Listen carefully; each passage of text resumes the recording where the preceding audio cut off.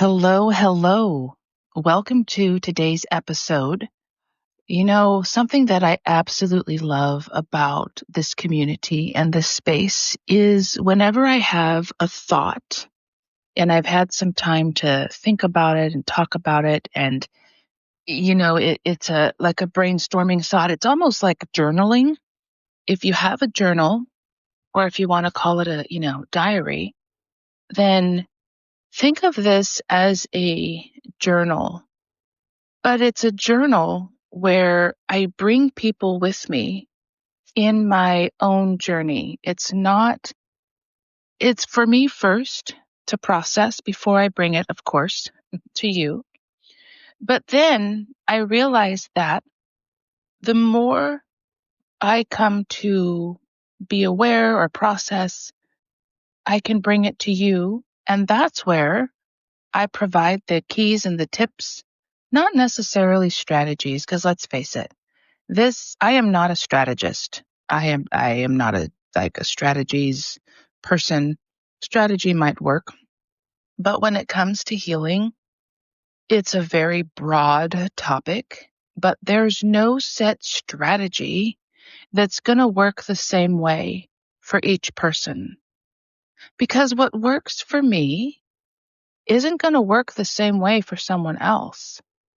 If I'm healing my body from an illness, what I do or what my doctor gives me, for example, is going to work for me.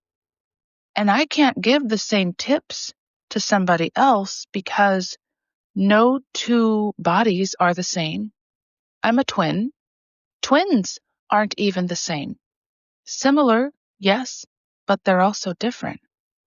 No two thumbprints are the same. And when it comes to the healing process, whether that's emotional, healing our mindset, healing our beliefs, healing from our past, or healing from an illness, whatever that is in our healing journey, there's no one set structured way, which, to be honest, it seems to be taught that there is one structured, linear, straight line of healing, and this is how it's done, and this is how you do it. There's books. There's healing that's in the Bible, right? There's podcasts. There's websites. There's all these influencers. Let's face it, there's a lot of influencers on social media that have this belief that supplements are going to fix the problem. I believed it. I fell into that trap. Or they believe that talking about a certain other, alternative to healing your body is the way to go. But there's a lot of misleading facts out there. So do your research. But when it comes to healing, what works for me isn't going to necessarily work the same for you. But today, I had something I wanted to share with you that I actually, in my healing journey, there's things that come up, right? There's things that will come up for you in your journey. Things about my past that as I've healed, it's like I've gotten amnesia, not in a bad way, but in a good way, because I'm like, oh, that happened. This is how I dealt with it. This is what I've done. This is what I continue to do. And there was a memory that popped up in my Facebook today. I completely forgot that I posted this 2 years ago today. On our healing journey, and you can research this yourself, our brains keep us safe. Our brains are wired for safety and comfort. They are not wired to go above and beyond.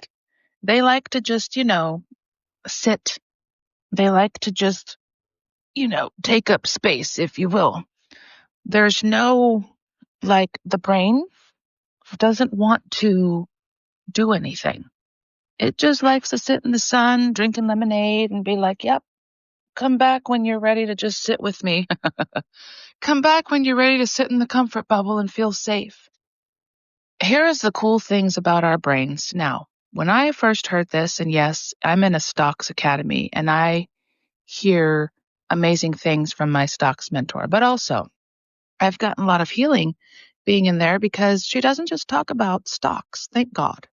She doesn't just talk about money, how to get rich, none of that stuff. She talks about everything because in our lives, healing is essential. And I'm not just talking about vitamin D, vitamin C. I'm talking about healing from trauma, healing from beliefs, confronting beliefs about everything, money, time, healing our bodies, health, beliefs about marriage, beliefs about parenting, beliefs about money, because that's a topic that many don't want to talk about, or they want the get rich quick thing. There is no such thing as get rich quick in any area of our life. Chasing it, money will run from you if you chase it. You might chase it down for a moment, but if we don't heal our beliefs, and if we don't tackle our belief system, and if we don't tackle things, then when we get the money, we don't know what to do with it, handle it, so we might squander it all away. We might not invest it. Also, who we hang around matters in our healing journey.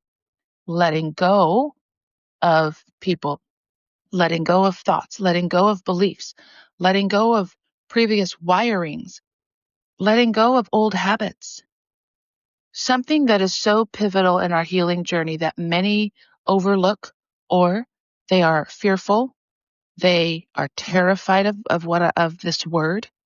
They are afraid that if they set this word that I'm about to say, that they will lose people, like they'll lose friends, that they'll be seen as, stuck up or better than people, that they'll be mistreated. And the word of the day is boundaries. Boundaries. Many clients that come to me or have come to me have we have had tons of conversations around boundaries. One of the very cool things is that I love when a previous client messages me to tell me that they have been setting boundaries and that they feel more energized and confident now, and that their relationships are much better because boundaries keep us from compromising our values. They keep us from compromising ourselves. They keep us in a straight line, and they keep those around us in a straight line. And those who can't adhere to our boundaries, guess what? You walk over my boundaries and you're not respectful of my boundaries. Well, you're not welcome in my presence. You have lost access. Anyone who argues with your boundaries, access denied immediately. Now I get it, Tiffany, but you're saying, cut people off. I'm saying cut off the fruit that's causing you to doubt yourself, doubt your boundaries, doubt your confidence, doubt your convictions, doubt your values. When friends respect your boundaries, they won't make it about them. And yes, this goes in line with healing. When friends or anyone respects your boundaries, they won't turn it into a victimizing conversation. They won't turn it about them. They won't devalue you. They won't disrespect you. This year, I had an interaction with some friends where and I think last year too, I was disrespected. And I have been healing. And now, here's the cool part about healing is we become more aware more quickly of when we're being disrespected, of when we're being mistreated, of when we need to cut off access because those people are sucking our air supply, taking the oxygen right out from us. Why? Because when people don't like our boundaries, it is a problem about them, has nothing to do with us. And when we heal, get this, we become more confident. We become more, don't mess with me. I am going to say something that on here, yes, there is some profanity, right? I'm not going to sugarcoat my podcast. I've done a lot of healing to become free in every area of my life. I used to fear saying certain words because I was afraid that I would be judged horrifically by the church, judged. And yet there were people that I would talk to in church that would literally say the F word in the building. And I was like, huh?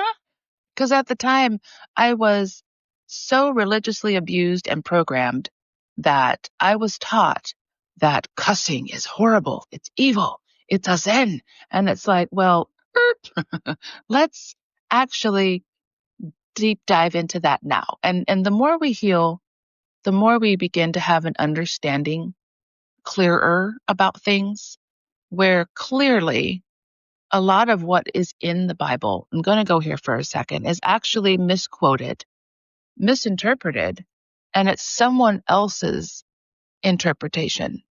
And when we rely on people's interpretation instead of researching, asking, seeking, knocking for ourselves, we fall prey and we fall into a trap. And this is where a lot of people get put on pedestals because we think that they're legit because of what they're speaking. I had to do a lot of healing to no longer care about the way people would react towards me on how I speak. Because yes, we can love Jesus. Yes, we can love God. And yes, there are people that don't fit the mold. We don't have to fit the mold for what people think we have to fit. And when we start healing, we will let that go. So there's a statement out there. The initials are FAFO. Okay. Our president says it. A lot of people might not have the, wherewithal or mindset. What is FAFO? Fuck around and find out. Yes, that's what it means. And so there are people who try their hardest to test our boundaries. But when we have set a boundary and we have, for example, I had a friend that brought, I'm going to use this as an example. I had a friend that brought politics stuff into my inbox, okay, on Instagram. Now, number one, I believe maybe I hadn't had shared at this moment that don't post politics videos in my inbox, period, because I don't. Maybe I did say it. I don't really remember. But when I watched the video, I paid attention to how I felt. Number one, it was dropped in my inbox on a random Saturday. Number two, when I authentically shared how I saw and felt about the video, it wasn't received very well. But then when I set the boundary of, please don't drop these in my inbox, it literally turned into a personal attack. It turned into a all about them, woe is me, poor me. It's like, whoa. I said, but it kept happening and it kept getting repeated. And then I was getting blamed for how this person felt, all because I set a boundary. And I was like, wait a second. If this is how you're going to react, and I had to do some processing myself, but I thought to myself, if this is how someone is going to react to my boundaries, they've lost access because I am not going to spend time defending, explaining. And, I do give people chances, but when they repeatedly repeat the same pattern or behavior that I have just had a conversation with, set the tone, whatever the case may be that we had just talked about, and it happens again in the same way, yeah, they've lost access immediately. And now it's up to them to do the work that they need to do. And it's up to them to figure out whether or not they're going to want to have access. And I share that because when we start healing, we will get to this place. We will become the FAFO people. Now, here's the thing. boundaries make us badass. They really do.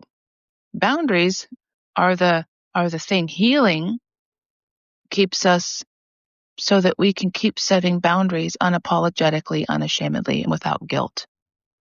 So I had this memory pop up on my Facebook today where I think 11 years ago, I had my first ever photo shoot. That was a professional photo shoot that a neighbor did for free.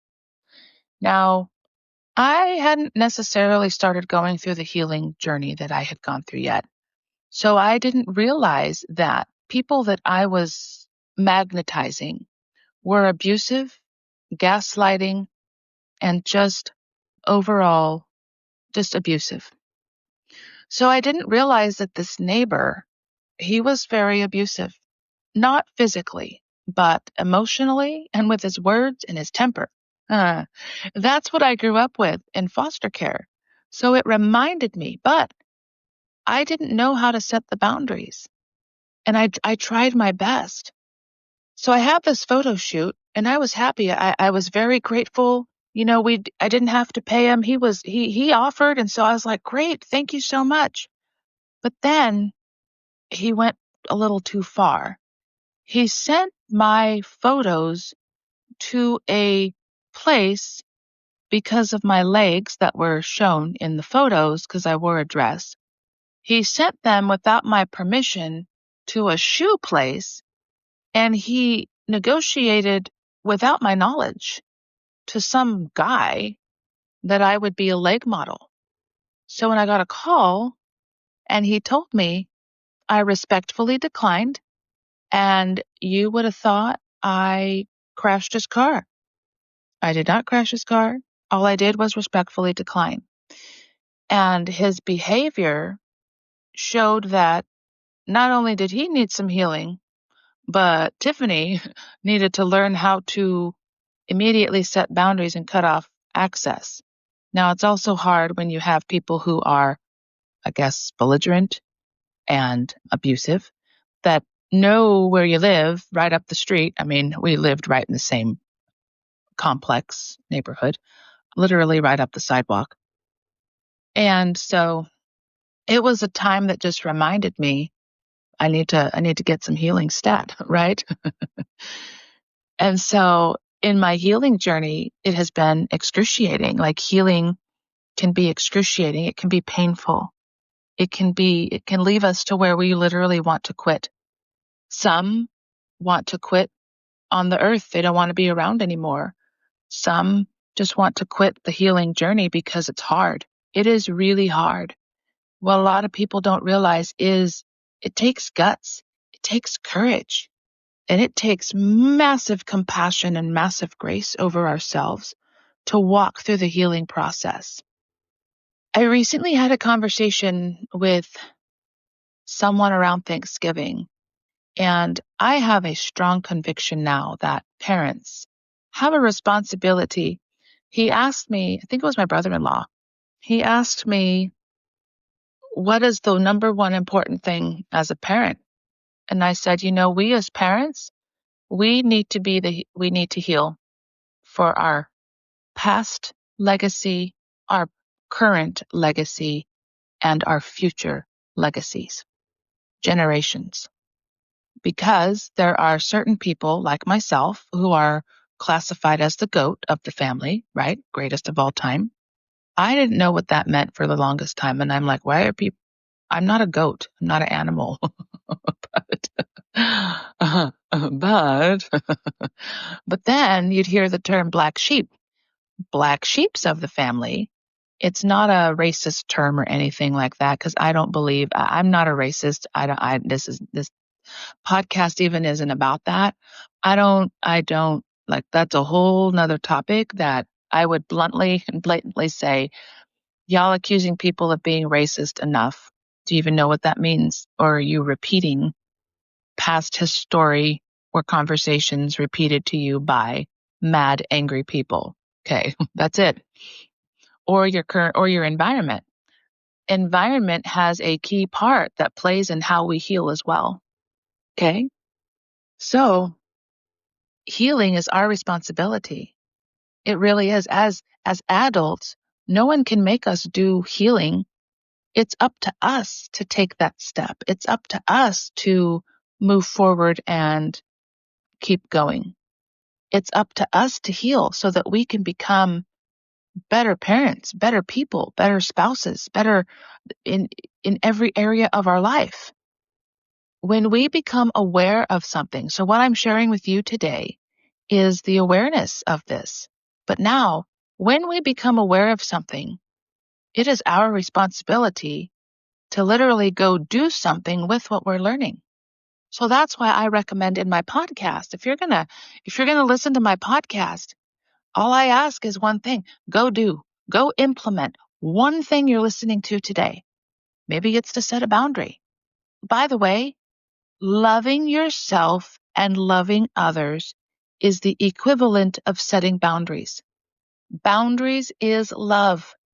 When we don't love ourselves, we cannot love others. By the way, I also have a well-spoken boundary. Nobody is allowed, not even my kids, and I'm doing my best to keep these boundaries at work, any area environment. Nobody is allowed to bring me gossip. I don't care what it's about, who it's about, silence. Because if you're bringing me gossip that's trashy about somebody else, even if it's gossiping in a way that I don't need to know stuff, it means that you're going to gossip about me. That's just the way it is. Venting, if people are going to vent or talk about a problem, they have to want to have a solution. Otherwise, I can't talk about it. Why? Because I cannot relate to people who don't want to do anything with the problem that they're currently having. I'm wired that way. Plus, I've done it in my own life. Like, I had to learn how to approach the problem and come up with a solution very quickly.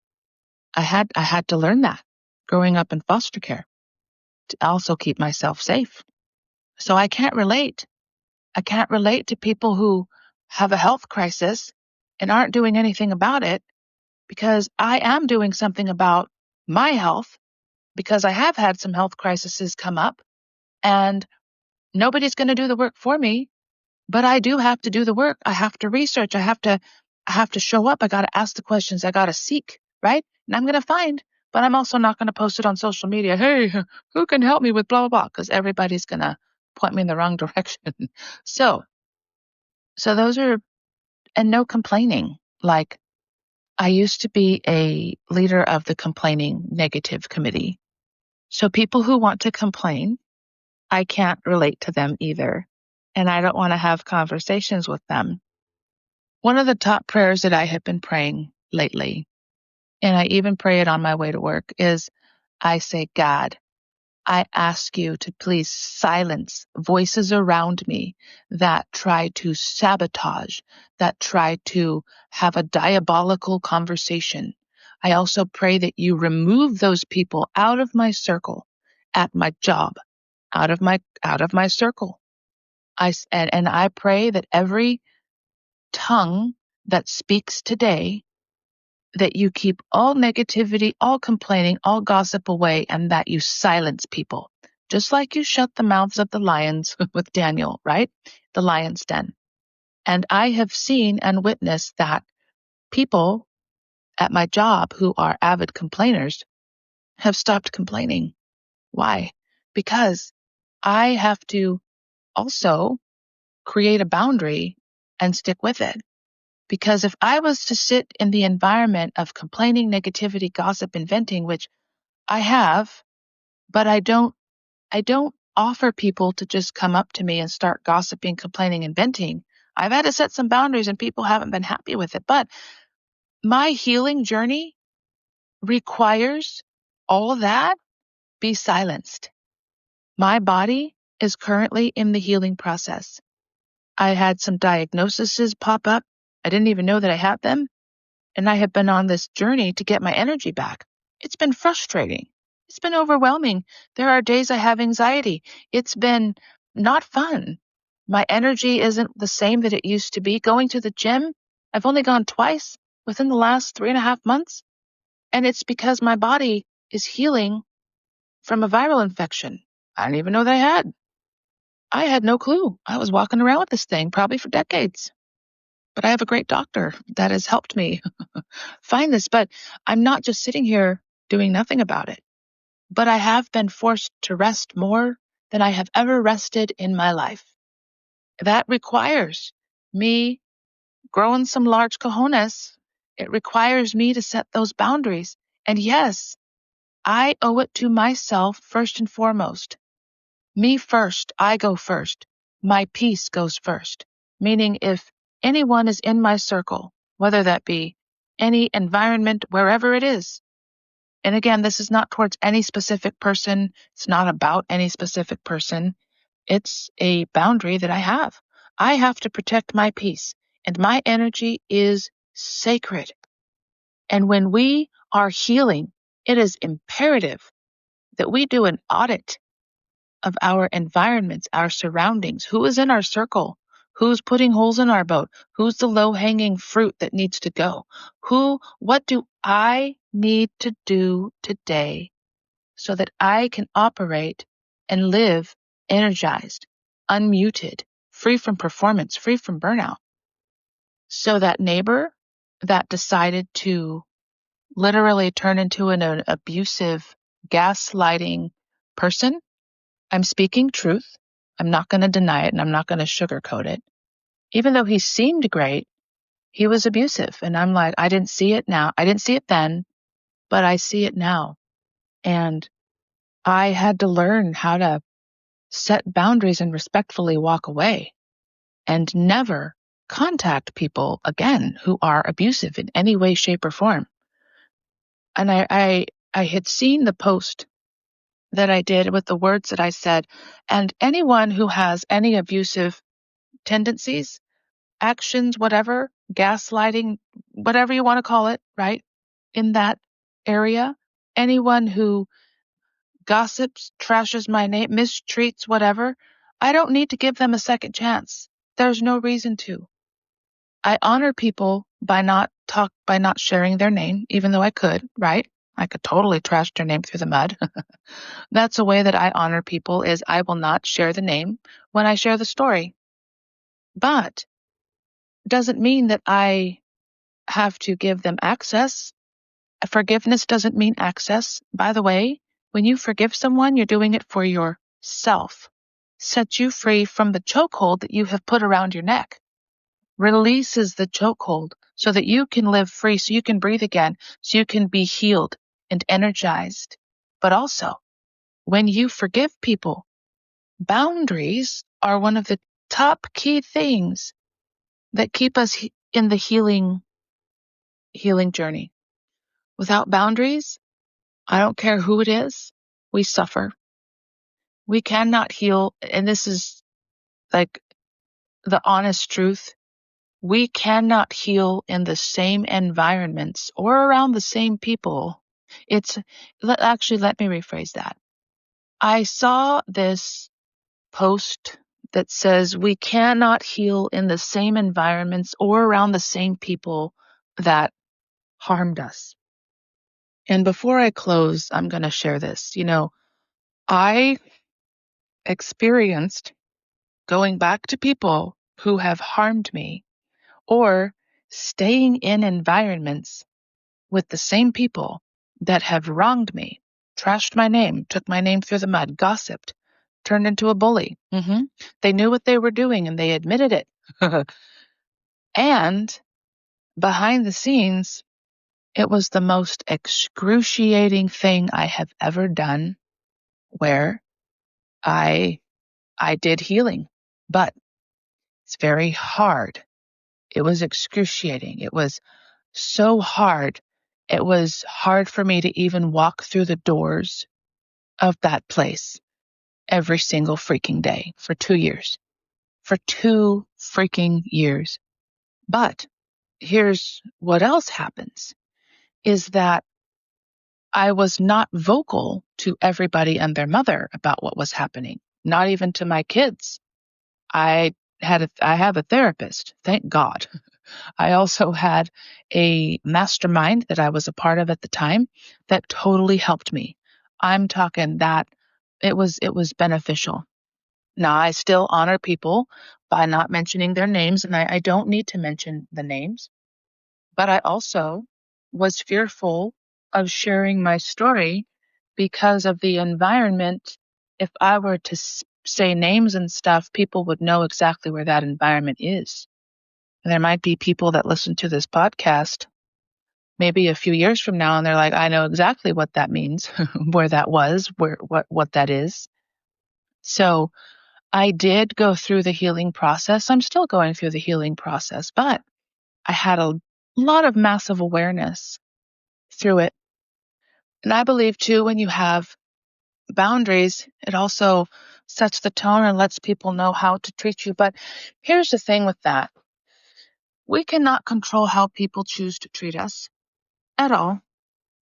But the very interesting thing is, here's how I said in a podcast I did, I believe yesterday, that, God takes vengeance. We don't have to, right? So I didn't go around telling anyone, anywhere, about what was going on. However, the roles were reversed and my name was being dragged through the mud, lots of slander, lots of gossip, lots of stuff going on behind the scenes that I didn't know about. Why? Because I wasn't going around talking about it. I just wasn't. So what happened in silence was revealed about the other person, not from me. But also, here's the other interesting thing is that God can take two individuals in the same environment. He can separate them, okay, if you will. He can heal them and grow them right in front of everybody. And there's things that can happen that don't make sense, that can happen in such a great way. How in the hell do you, how do you explain that you can now walk into an environment and have a different dynamic and have a different, connection with the same people that set out to harm you for no reason, right? It doesn't make sense, right? But God can definitely heal things. Now, here's what I'm not recommending. I'm not recommending purposefully staying in environments that abuse or bullying or anything is happening. You need to keep yourself safe and don't tolerate it, whatever. What I'm saying is there are situations that are different. And in my situation, I have been growing myself behind the scenes and I'm also building a massive movement. And so where I'm not jumping ship just to go get a different, you know, thing because I'm building this massive movement and it doesn't make sense that I'm still there. But here's the other thing is your journey isn't going to make sense to anyone around you. And sometimes it's not even going to make sense to yourself because you're going to be like, God, why, what is going on here? But what the cool thing is that healing can happen. And I am grateful to say that there is lots of healing that has taken place. And, I look back at how things happened and I think to myself, look at that as a lesson, Tiffany. Because if that same situation were to happen again, you now know how to handle it. You now know how to speak to people. You now know how to cut the conversations off at the pass that are turning into a standoff, if you will. So that concludes today's podcast. I want to thank you so much for listening. I share what I shared with you to give you hope and encouragement. We are in a holiday season. And if you do nothing else this Christmas or even for the New Year's, and you can't even think of any New Year's resolutions or intentions that you want to set for the year, focus on healing. That is the best gift you can give yourself. Even if it means not going around people that caused harm. By the way, I'm going to say something that might trigger you. So you put your hand on your heart. Just because they're family doesn't mean that you have to go around them, and doesn't mean that it's, it doesn't mean that just because they're family. You have to put yourself first. You got to focus on you. You got to focus on your healing, because that's what matters most. And having a community of people around you, and also making sure that you have steps in place so that you have the support that you need so that you can breathe and rest through your healing journey. And so thank you so much again for listening. And I recommend go back and listen to this again multiple times if you have to. And you do get more of this I did forget to mention this at the beginning. I'm getting better at this community, which is called Unmuted, the Reclamation Room. It's where you have more access to me, closer access, closer proximity. And it is very similar to this. It's housed in a Telegram app, and it's where you get to have like direct access to me. So let's say you're listening to this podcast and you come in, you're like, hey, I just listened to this. Consider these podcasts as like a training, okay? A masterclass, if you will, a webinar, right? Because then you can come and ask questions, and then you can apply it to your life. Then you can get the support and connection that you desire, because you can't really get that through this podcast, right? So all that to say, that is opening up soon. And